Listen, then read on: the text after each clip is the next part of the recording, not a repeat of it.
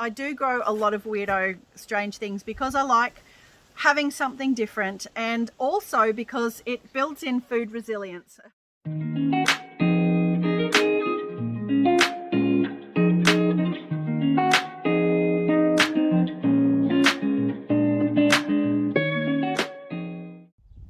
Hi friends, welcome to Sunflower Hill, or welcome back. I'm Tina and I'm a single mum homesteading in southern Australia, and I'm on 7 acres here. So what I'm going to talk to you about today is some weird fruits, and I'm standing in the midst of one. This is a white mulberry tree, and this is probably one of my favourite trees on the whole property. I planted every tree here except a couple of gum trees. So this one I planted myself 5 years ago. I would think about 5 years ago, this one. And as you can see, it's a beautiful tree already. Now, mulberries are not that uncommon, but they're amazing. And I don't think many people grow white mulberries, and they're actually pink. The fruit is pink when it's most ripe. So this is actually still in fruit at the moment, which is amazing because I filmed this 2 months ago in the peak of fruit, and it is still going. So it's a brilliant tree. I absolutely love this.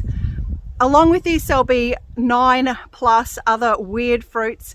I really want to encourage people to grow unusual things because it increases food resilience, and it just makes life more interesting. And so you'll find some of these things are really, really robust and really great to grow. All right, without further ado, let's go have a look.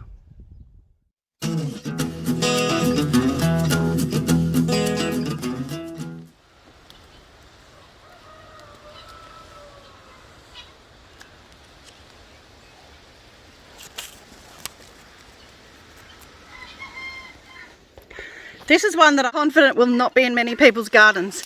This is an Australian native called prickly currant. I will put the botanical name on the screen. And it has, as you can see, these beautiful little fruits. And the fruit is tiny, like it looks fantastic like that. And then you put your hand next to it and you can see them. They're really small. They're a few millimeters across, but boy are they sweet. And they have a seed in the middle, so you wouldn't want to be too hungry. They're not exactly subsistence food, but they are certainly a lovely snack. Oh, so nice. Really sweet and delicious. So this is a shrub. It doesn't grow very tall, maybe to 3 or 4 meters. Again, I'll double check that. They grow wild out in the bush, and they're native to my area, or indigenous to my area. They grow wild out in the bush there, and they really, really like boggy soil. So you'll find that's a bit of a common theme with plants here. The soil does get very boggy over winter, and these things will grow. The birds, the guinea fowl are reacting to a corella that just flew over. They grow in large numbers along some creeks and sort of low boggy areas. Like, they survive. Some are perfectly fine drying out, but they like wet feed over winter. And yeah, very prolific with fruit. Slightly prickly. They are called prickly currant, but it's just these edges of the leaves that are a tiny bit prickly. Like that one's very, unusually prickly. Most of them are just sort of pointy leaves. Well, I can stick my hand in there perfectly comfortably. It's not too bad. And these little branchlets here, when they die off, they're a little bit sharp as well, but they're not prickly like a blackberry or something like that is prickly. They're just they're sort of maybe a tiny bit scratchy. But another one that's really easy to pick, you just gently tickle them off the branch like that. So again, not a huge feed, but nice to have, really nice to have.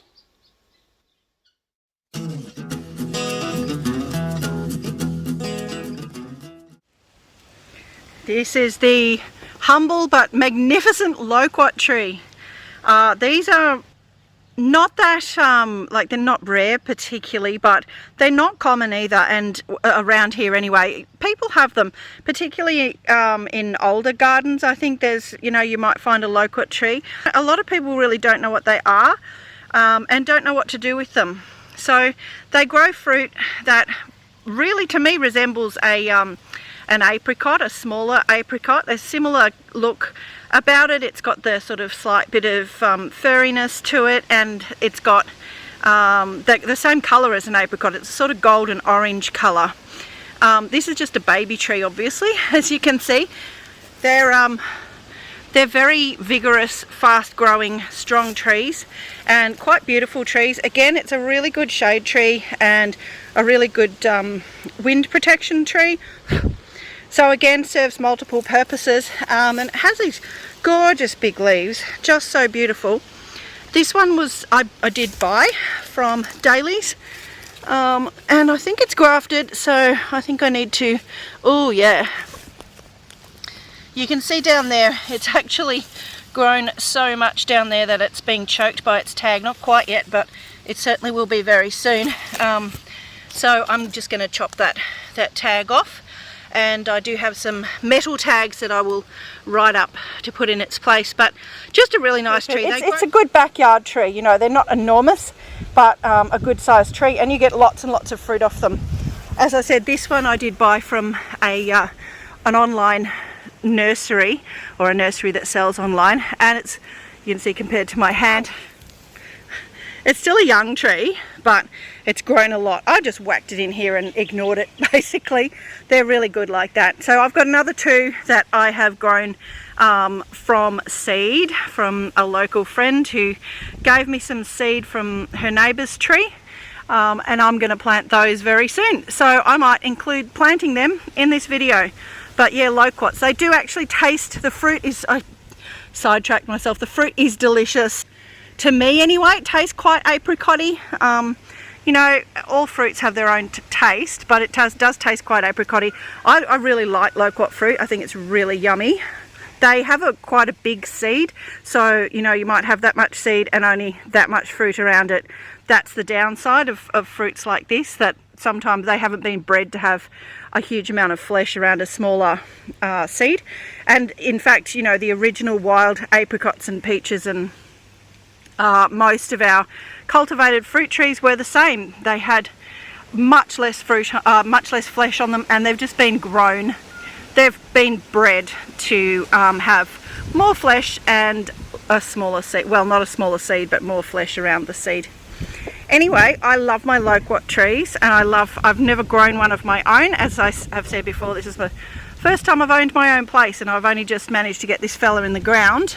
It would have been this winter, so it's midsummer now. It's the 23rd of December, and I would have planted it maybe late winter sometime. So it's not been in the ground long, and it's grown. It's at least doubled its size, and it's got all these brand new growth points coming out here, which is fantastic. I will keep an eye on it. I don't want it really bushy. I want a tree with a top because of the snake thing. But yeah, loquats, absolutely love them.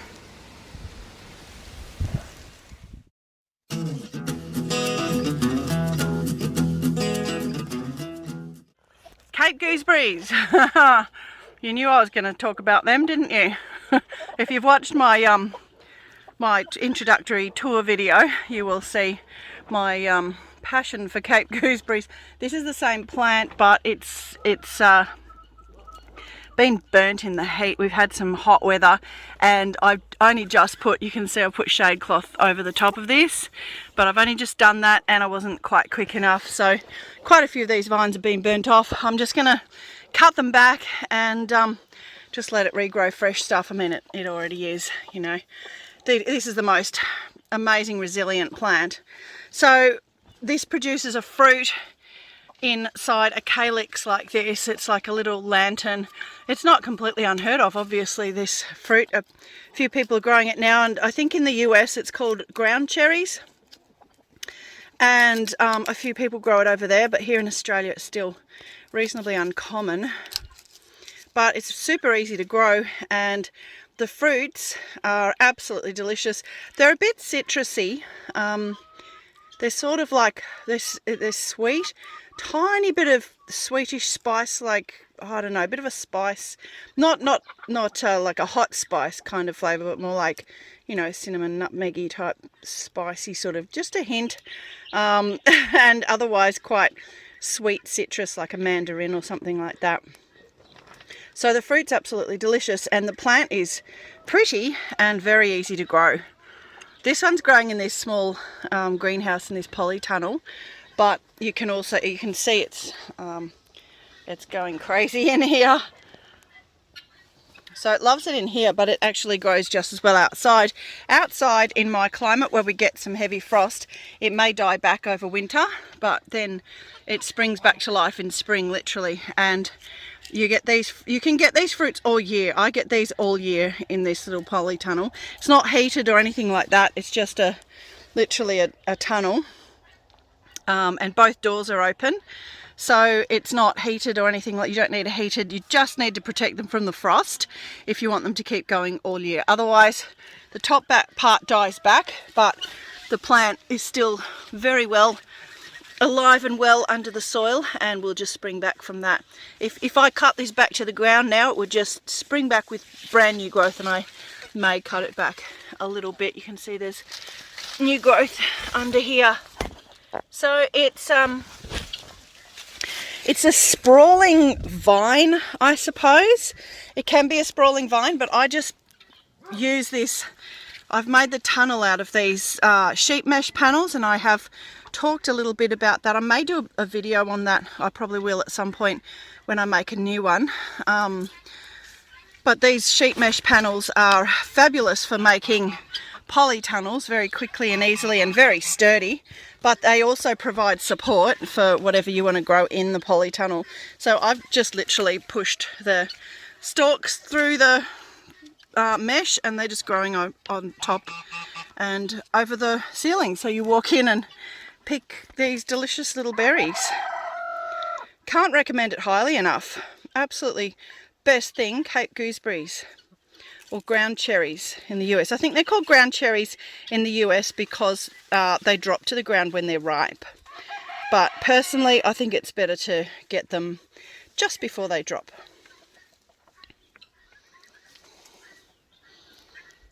I have a big one. I have quite a lot of them growing outside.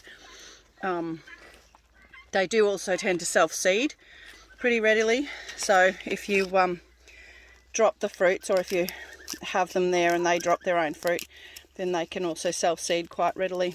I'll show you the one I've got growing outside as well. Yum! But this is the original mother plant of that Cape gooseberry, and she's done really well here.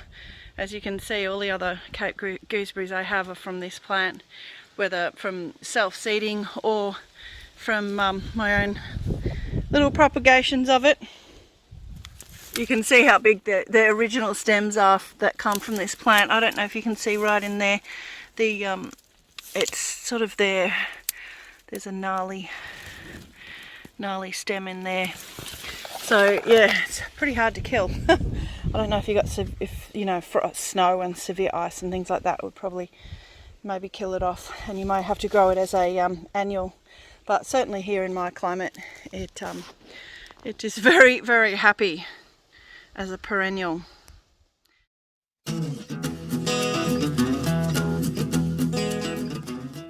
So this little plant here is called a Midin berry, and again I'll put the botanical name on the screen. It has had berries for us, and they are actually quite like blueberries. They're about the size and flavour of blueberries, but the berry itself is a different colour. So yeah, about the size of a blueberry, but a sort of mottled silvery sort of colour, and the plant just grows in a low shrub like this. This is the only one that survived. I did plant quite a few of these. When I first moved here, I was pretty keen to have lots of native bush tucker type plants, so I planted quite a few of these. This one is thriving under here. They obviously want to be under something else. They're protected from the sun and the elements, and just happily thriving under here, but the rest of them died. So I'm going to have to insert some footage. You can see here it's got flower buds on it, which means that fruit is on its way, and quite a lot of it, which is really good. So fruit is on its way, but we're not there yet. But I did take, I think, at least photos last time it fruited. So this is a traditional indigenous food source, and again I will have to check up where in Australia it comes from. I think it's indigenous to the east coast actually, this plant. So New South Wales and Victoria. It could be actually quite close to the region where I live. But yeah, not that much to say about this guy, because it's yeah, most of them died. But yeah, nice little plant, good little bush tucker plant, because the berries, oh look, the berries weren't massive. When I say the size of a blueberry, like a small blueberry.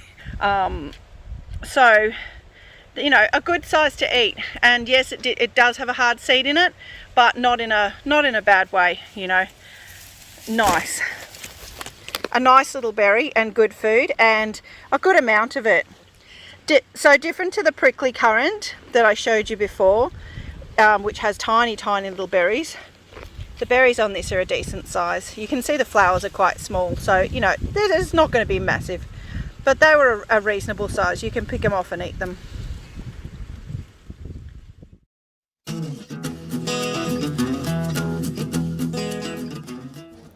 This is another kind of berries we have, and I don't know if you'd technically call them berries, but they're fruits of the lily pilly tree. They're a bit underripe, darling. Are they still nice? Yeah, they're still nice. Okay. Anyway. Yeah, they're sour. I have grown a lot of these lily pillies from seed, because I find trees with big fruit on them and then grow the seed, and then you get big fruit. So these are a bit underripe. They go a sort of dusty purplish colour. Very easy to grow from a little seed like that. That's what you find inside the fruit. So if you're passing a lily pilly tree with a big fruit on it, give it a try. If you like it, they're a tiny bit astringent, but if you like it, grab a fruit, grab the seed, whack it in a pot. It really is that easy. Keep it in a warm place with reasonably decent light, and you'll get a lily pilly tree, and they're good growers. The one thing with them is that they do need to be protected from frost. You can see these tips up here had a bit of frost the other night. This is in a very protected spot under these trees here. If you haven't got such a protected spot, you do need to cover them with clear plastic, a bit of hothouse plastic or something else. Even just throw a sheet over them on frosty nights. Once they get established, they're fine. There's another one in there, and that's now well protected from frost by the bigger trees. There he is in there. No, it's still too little. It's not fruiting yet, though. It's a baby. Yeah, in there. So I think they're a rainforest species, which is why, and they are frost sensitive when they're young.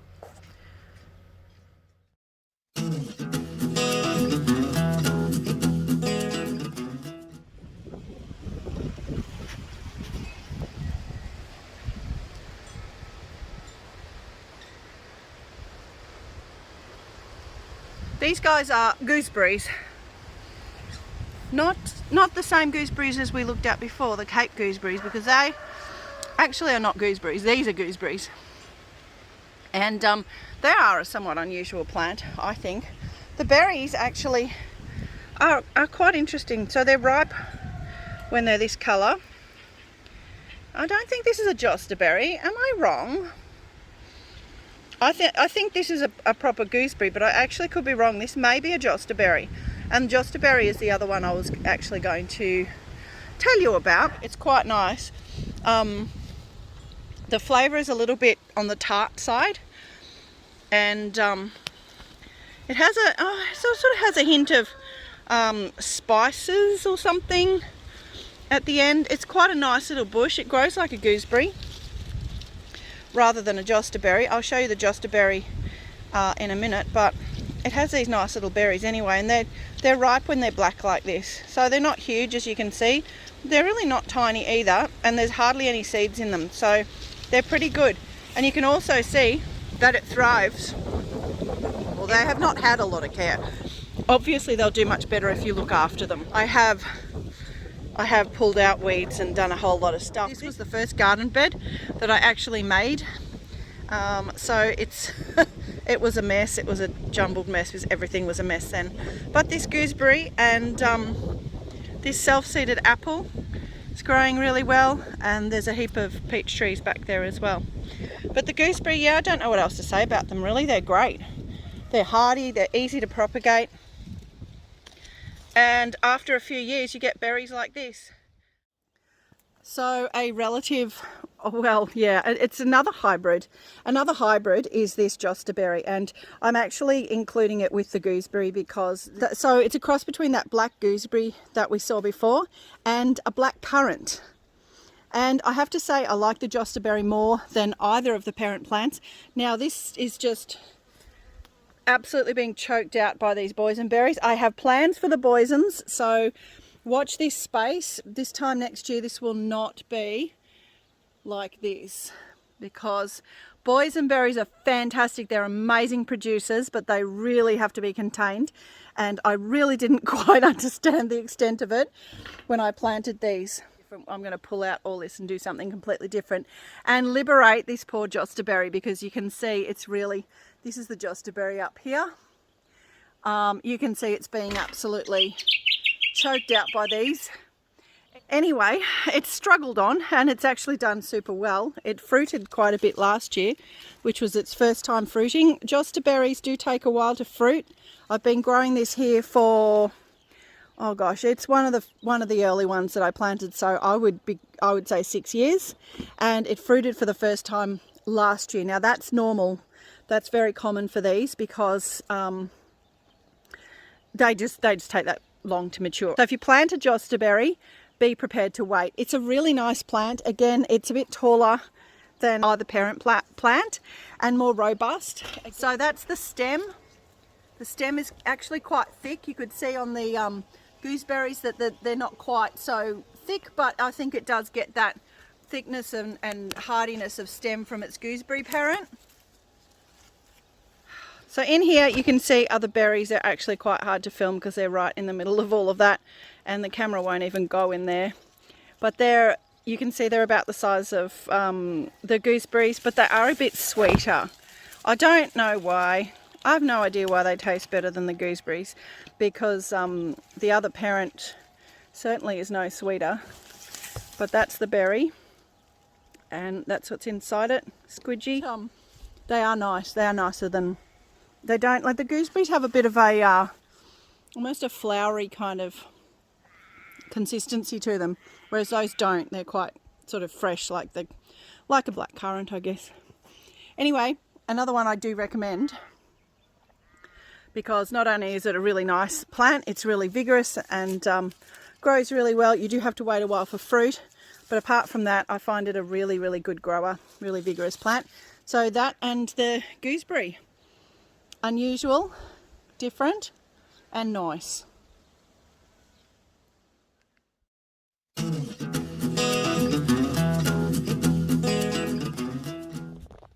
Mulberries are not extremely rare or anything like that. They're not unheard of, but I would venture to suggest that they're uncommon in people's gardens nowadays, and they're not something that you think of straight away when you think of food plants or fruit trees. So I'm including them in this video, and particularly this cultivar, or this type, the white mulberry.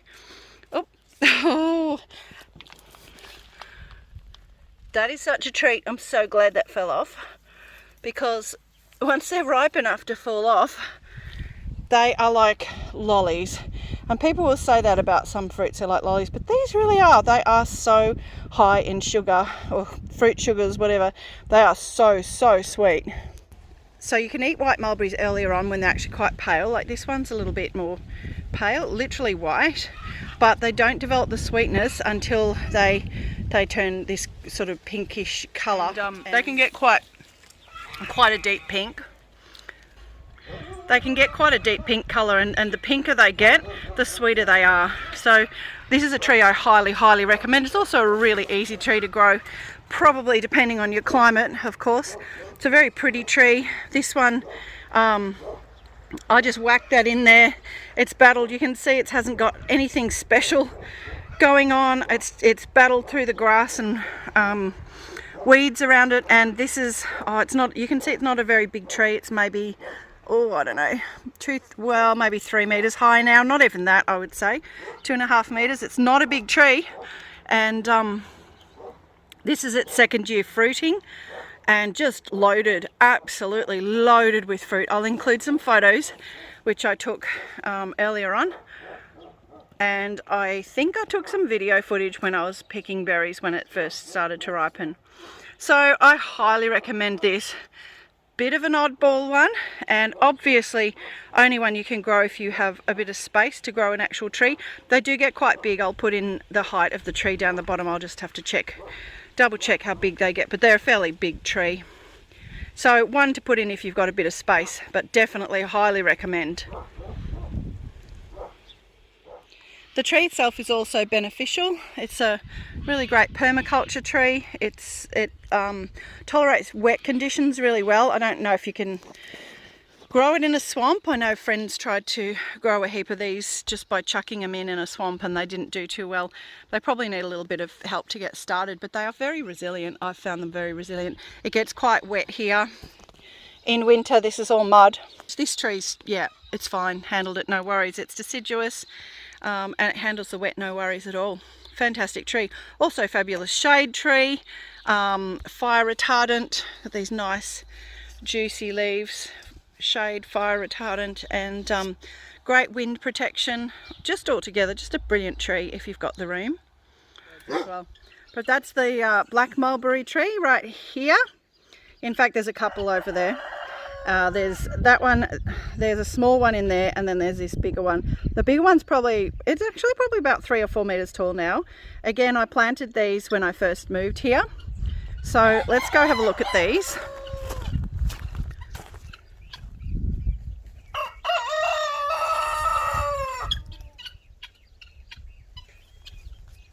So this tree has just as much fruit, but it's not as ripe. You can see there's a lot of underripe fruit there. Well, I should say ripening, because it's just all on its way, which is fantastic. It's very early summer. It's only, well, actually it's not even technically summer yet. I really like early ripening and late ripening fruits, because there's a lot in the middle. There's a lot that sort of goes through January, February. So I really like early and late ripening things. So you've always got plenty to pick and eat. There's more up there.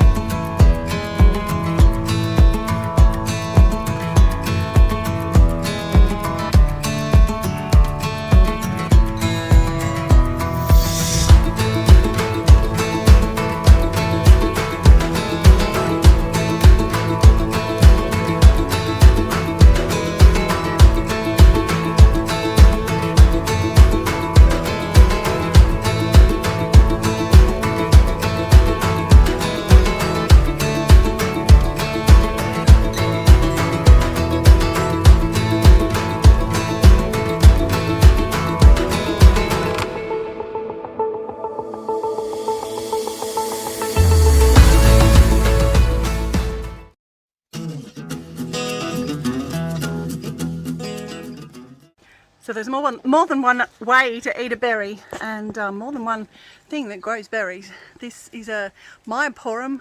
It's a tree that's native to my part of Australia, which is Victoria, and there are different species within this genus, but this one, I don't know what this particular species is, I should look that up, but it's got beautiful berries on it. And this time of year, it is autumn, very early autumn here. And look at those, aren't they nice? My finger for reference. So most bush tucker around here, if you're vegetarian, you'd be very thin, put it that way. It's small usually, but these are beautiful. They taste super delicious. They might be tiny, but they're really, really sweet. Okay, so I'm going to harvest some of these. I'm going to leave some for the birds because the birds love them. But, oh, they're so good. And the other thing I'm going to do is I'm going to try and grow the seeds. So they have a big seed in the middle. Let me show you. There's actually a fair bit of flesh on it, but if I eat that,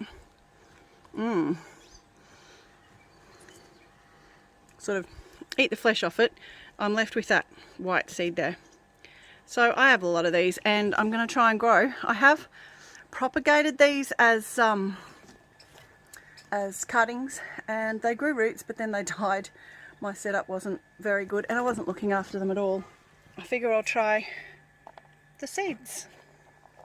So Myoporum, if you can get them in your local area, look out for them. They're a small tree or bush. This one's maybe 4 meters. They go to 3 to 4 meters high. So, you know, good here. I've got a power line there. So I've got an easement. I'm not allowed to grow anything over 4 meters high. So that's perfect. And they're, as you can see, quite dense. So really good shade, shelter, wind protection trees for the paddocks, which is why I want to grow heaps of them. So, see how we go.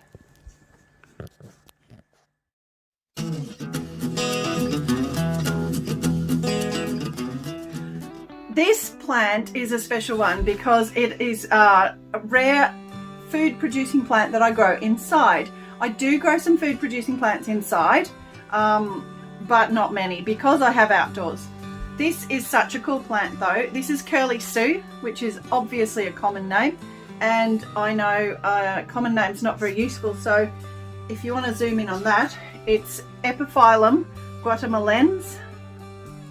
So it's an epiphyllum, and they're also commonly known as orchid cacti or jungle cacti. This plant, as you can see, has curly foliage. So this is a epiphyllum with unusual, it's also called variety monstrose. The only thing, it's very prone, I'm just looking here, to aphids, these little black aphids which were on the plant when I got it, and I've been treating them and my natural spray kills them, but obviously not completely. You can see in here that it's actually very difficult to get right into the plant to spray with anything. So that is one downside of this plant, that it is actually a little bit prone to aphids and it's quite difficult to treat them when it gets them. This plant came from Guatemala and so is a tropical jungle cactus basically. It is surprisingly hardy though, given that it came from probably much warmer conditions than we have here. It's a really hardy plant. I wouldn't whack it outside in the frost. If you're in a warmer climate, a tropical climate where you don't get any frost, absolutely you could grow these outside, no worries. Down here, I keep this inside. I could probably grow it outside under my porch on the back porch. I think I could do that. I may put my other epiphyllum out there to give that a little, to experiment with that, give it a little go. I keep seeing things on it. Anyway, the reason this is included in the video is not because it's cute. It is cute, it's so cute, but it's not because it's cute. It's because it has edible fruit. I have not tasted these fruit because I haven't had this plant very long, but it does flower and then get pink edible fruit. Now, the thing about this is that I assume that the flowers will need to be pollinated. It flowers at night because it's meant to be pollinated by bats and moths. I don't have any bats or moths in my house. We do have bats and moths around, but not inside. So I'm thinking probably hand pollination is going to be the go with this. Apart from that, I can't tell you a lot more from personal experience. I'm waiting for this to grow and flower. I guess it has to be really happy, but I do know that the pink fruits are edible. I do know that it fruits in Australia and that they are meant to be delicious. So I will find some pictures of the fruit to insert here and you can see what I'm talking about. Okay, it's just dusty. I thought, oh no, it's got pests on it, but it's just dusty. It does have the aphids, but most of the aphids, you can see there's spots from that's my natural spray that I use. I do not use, I don't use any chemical stuff, but I have a spray that I make up composed of isopropyl alcohol, hydrogen peroxide, just a few drops, soap, just plain soap in water, and or you could use Dr. Bronner's, like a liquid Castile type soap, and essential oils of tea tree and peppermint. And that combination in the quantities that I use, I found this recipe. This is not my recipe, I found it, but it's very, very effective. It's amazing. Is extremely effective in those quantities, and then you make it up to a litre of water. I will do a video on that anyway. I have got some footage on that filmed in relation to a different indoor plant. But anyway, Curly Sue, weirdo, but a goodo. This actually popped up in the nursery in my local nursery in the closest big enough town to have a nursery, because the lady who runs it is interested in orchid cacti and interested in, you know, some of these more unusual plants, so it did pop up there. If you can't get it locally, you can certainly buy them online.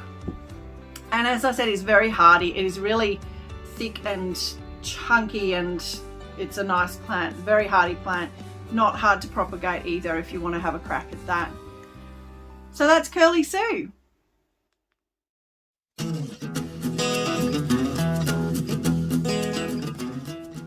This is one of my native raspberries, and much the preferred one.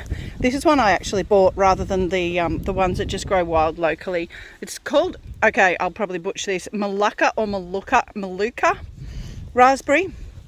I'll pop that on the screen along with the botanical name. It's obviously not a local indigenous plant, but certainly an Australian native, and the fruit on this is absolutely beautiful. You can see it's in flower at the moment, so I don't have fruit right now to show you, but I have filmed this. I filmed this last year, so I'll pop in some footage from last year when it did have fruit on it. And it's not that much to look at right now, but it's actually really pretty, and I did take a lot of footage of that, so hopefully, I'm sure I've still got that, and I will pop that in for you in a minute. But first we'll just have a quick look, because it is actually quite a pretty plant. It's spiky, but yeah, probably more spiky than your average, oh yeah, a lot more spiky than your average raspberry. Just raspberries do have prickles on them, it's just these prickles are bigger. So this is another Australian native one, and I will now hand you over to Tina from last year. Take it away. This is my it's a type of native raspberry. It's called a Maluka raspberry, and they're just so beautiful. It's just so loaded with fruit at the moment.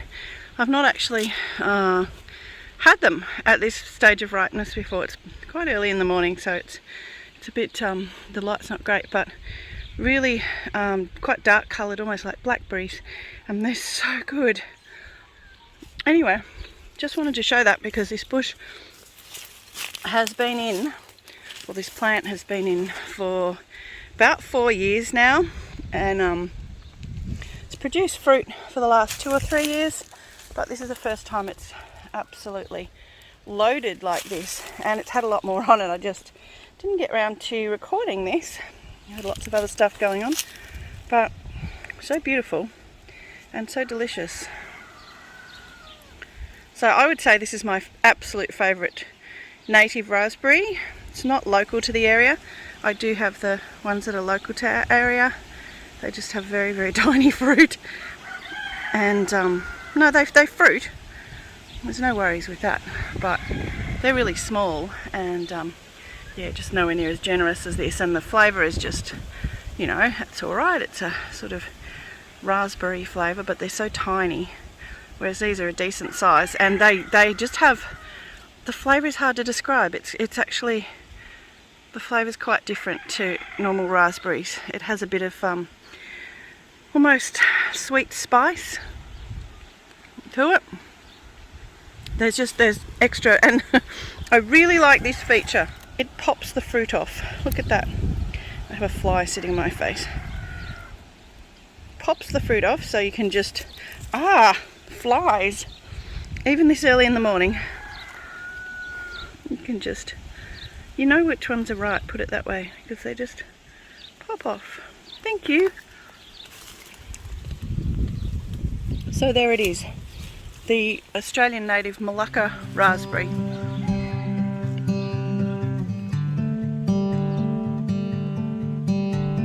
Brilliant plant. Absolutely brilliant.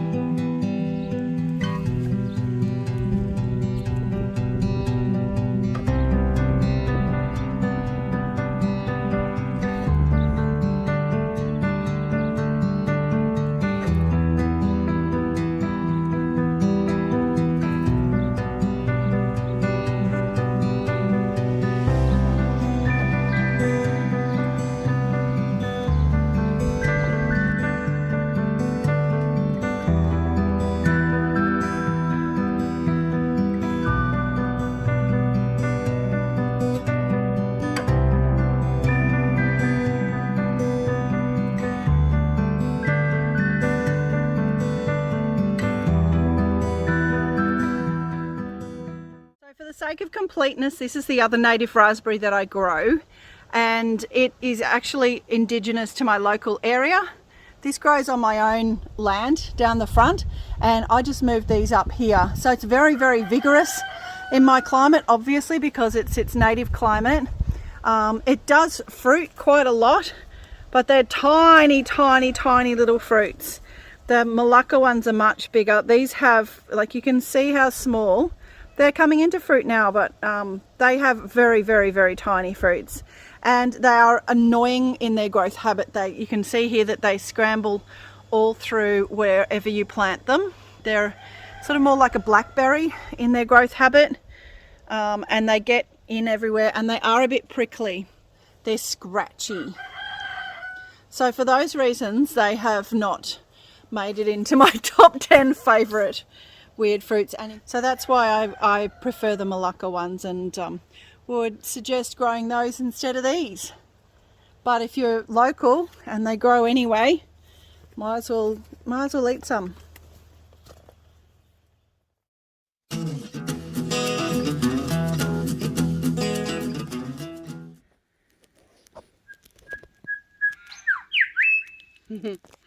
Beautiful bird.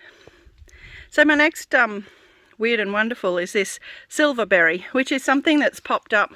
Oh, look, someone mentioned it to me. I think friends who were sort of doing a bit of permaculture stuff mentioned it to me a while back, and I sort of tucked it away in the back of my mind, and then this popped up in the local nursery. So I was really impressed, because I sort of expect that, you know, smaller local nurseries to have mainly more common sort of things that, you know, are popular and will sell well. But the one in the local one, or the one closest to me, which is still a half-hour drive, is really good. They do make an effort to get more interesting things in, and this popped up there, so I just thought, grab it. It wasn't expensive, and its reputation is that it's very hardy. It's one of those multi-use kind of plants that's good for a lot of things. You can see it's not hugely tall at the moment,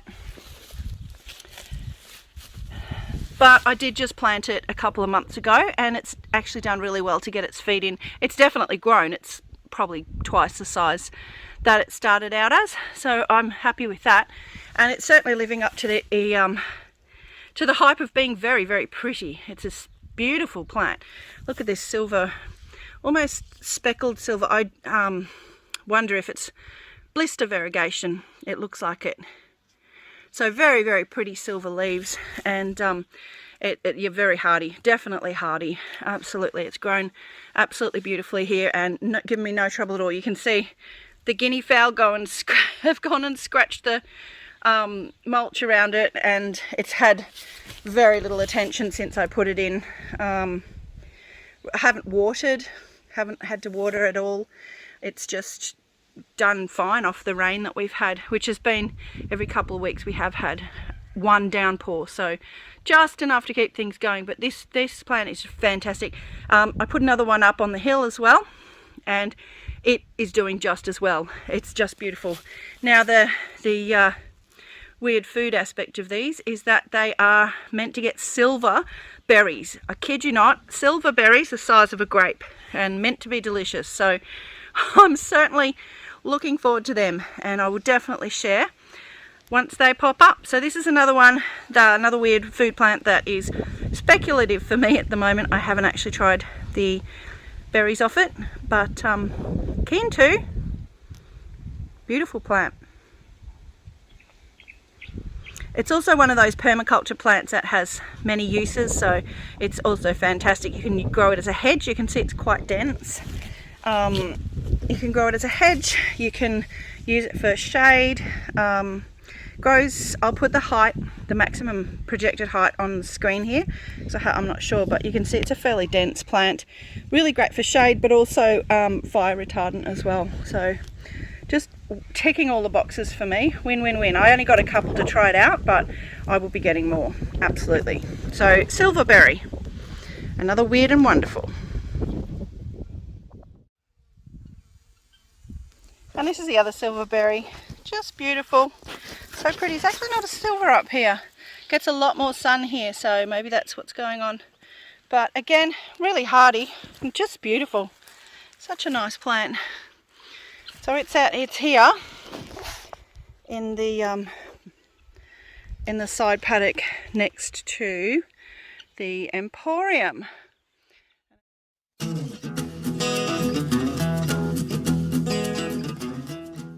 So this tree here is a pomegranate, and it's just a young tree, but it's really nice.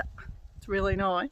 It's just a young tree. It is a nice tree. They're very pretty trees, and it's not like nobody's ever heard of pomegranates, but I don't think many people grow them, certainly not around here. And I'd really like to encourage you to give it a try, because they are such easy plants to grow, and they do after a few years fruit really well. So let's have a good look at it. So pomegranates are quite small trees. They are trees. This one, as you could see from me standing in front of it, it's a bit taller than me. I'm 5 foot, nearly 5'9". So this is a bit taller than me. It's maybe at 6 foot at the moment, or a couple of meters, but I think they get to about 4 or 5 meters high. I will, yeah, 3 or 4 meters maybe. I will look that up and I'll pop it on the screen for you. They're really, really pretty trees, and they're really easy to grow. So you can see they have this really nice foliage, quite small leaves and slender kind of branches, or slender, twigs that they grow on, I suppose. They're quite delicate, dainty looking trees, and they're really, really pretty. So again, really useful permaculture trees because they are quite hardy. They're really good little shade, and you could absolutely plant a privacy hedge with these, or a windbreak hedge. Next cool thing about them is these flowers. So it's summer at the moment, and the pomegranates are flowering. I will show you the other one over there. I did film a bit of that. But they get these quite pretty flowers. They're orange. They start out like this. These little buds like this, and they're quite, as you can see by my hand, they're quite chunky sort of cute flowers. It does get quite a lot of flowers on it, and it's quite a pretty plant. So these get pollinated. I don't know what pollinates them, but they certainly do get pollinated. And I'm going to insert, I can't remember whether I took video footage or just photos, but certainly I took pictures of this plant fruiting last year. Now the fruits are big chunky things, and the part that you eat is inside, and it just surrounds the seed. It's a jelly that surrounds the seeds of the fruit. So you kind of just have to, you could probably extract the juice. It is very astringent. My kids love them. They love just chewing on the seeds, and they'll just spit the seeds out. They'll just eat the sort of a bit soury, a bit sweety, a bit astringent. They eat the flesh around the seeds, and then they just spit the seeds out.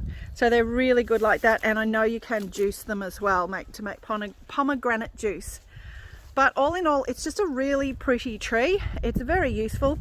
It's not very commonly grown, but it should be. I really think it should be.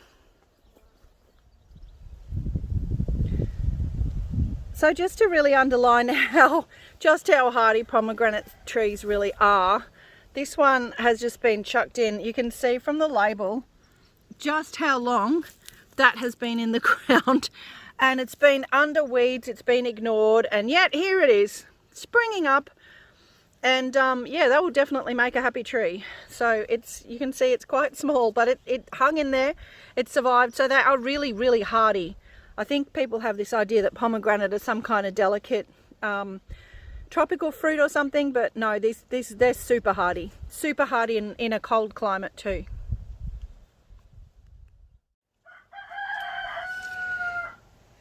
That's about all, friends, because even though I'm picking this to eat it, it's not an unusual fruit at all. I have a lot going on in the garden at the moment, and thank you for joining me for my top 10 favourite unusual fruits that I grow. This is a seed grown fruit, so I guess it's unique as well.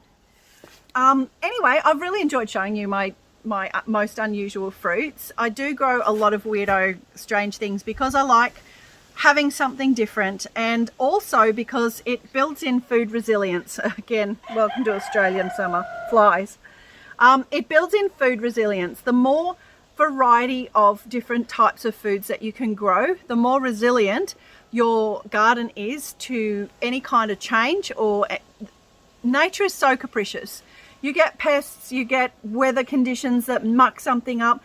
But if you have a really wide range of different types of foods growing, particularly things that are on trees and bushes, things that are perennial, then you have a lot more likelihood that some things will survive whatever's going on. Also, seasons. A lot of things will fruit in a very particular season. Some things only last a month. Other things go for a few months. Other things go for 6 months of the year. Or something like the Cape gooseberries, you can keep going all year if you just give it a bit of protection from frost. So it builds in this system where you have food all year and where disasters are not as disastrous. And this is an abundant season here in Australia. It's the most abundant season for fruit. So now I have to get up a ladder and pick some peaches next. Maybe try and preserve some of them, see how we go. But yeah, it's really good to look into just different things. And this is just some ideas. There's lots and lots and lots of native plants out there. There are lots of, wherever you are in the world. I'm not talking about just native plants to Australia. Wherever you are in the world, there are lots of native plants near you. There are lots of crosses and hybrids, and that's not always a bad thing at all. It's just whatever it turns out to be. So things like the plumcot and the Josta berry, they're really useful trees. They're useful fruit. So keep an eye out, check your local nurseries, have a look online, see what people are growing in groups around you, and try out some different things. I would really appreciate it if you wouldn't mind please giving my video a like and subscribing, because please leave a comment if you have any interest in what was going on in the video. Not only do I really enjoy chatting to people, I really do, but all of it helps my channel grow, because any interaction helps YouTube know that that people are interested in my channel. So I would love it if you could please do those things, and then you can see what else I'm doing, because I've got lots more planned. All right, thank you so much, everybody. I hope life is treating you kindly, and I hope you can grow just one thing. All right, thank you. See ya. It's hooroo from me, and it's hooroo from... Is it hot? Can you not be bothered? Could you say hooroo? Could you say hooroo? Oh, hooroo, everyone.